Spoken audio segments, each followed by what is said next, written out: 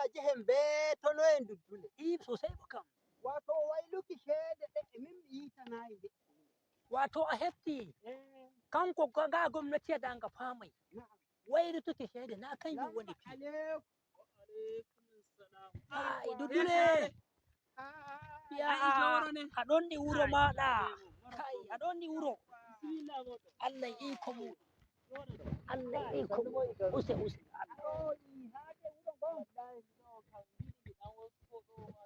to anana ko yadete amin na sai ton hodiri ɗum jonde a andi kanje shede e wi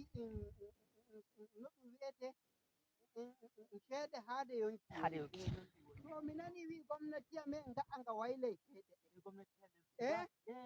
to minon min andana nde e hunde min nana e wi'an gonga min nana e wi'a fewre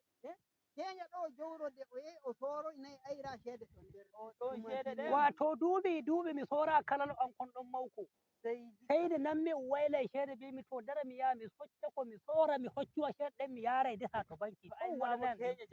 to waɗana ittere min mi yiɗi dama jara min mi resa shede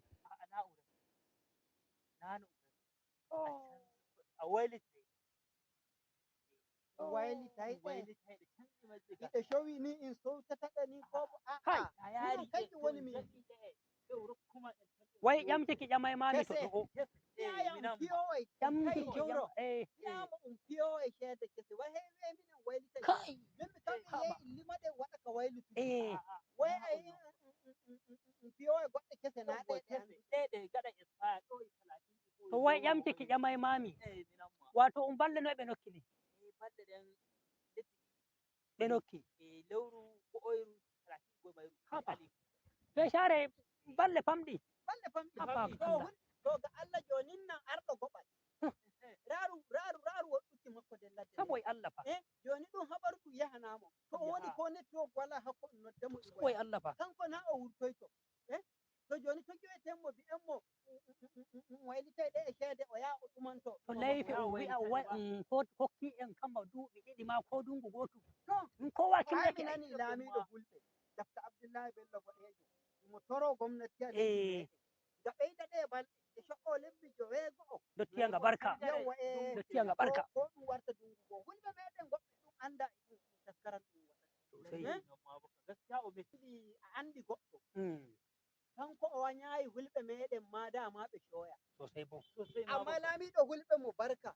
ko ummoyi o yi ɗum ñamanayi hulɓe neɗɗaku ɗum torrayi hulɓe ɗum waddanayi hulɓe coyan o wi'e to imo ɗo imo waya dow majjum o bo metay o metay gwamnati bonorare gwamnati to kam lallai ɓe meta'i dow ɗum faɗi fa balɗe ɗe ɓe nokki ɗe famɗi ɗe famɗi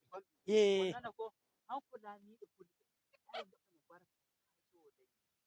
dole bo hukko ummoy bo dole mo meta dow kai o meta o wona waɗa neɗɗo da no gaɗaymi mi yaha mi yi'amo kawai mi yi'amo a yarayam pesare to joni duddule raɗu ɗum irrasanayam no haali yo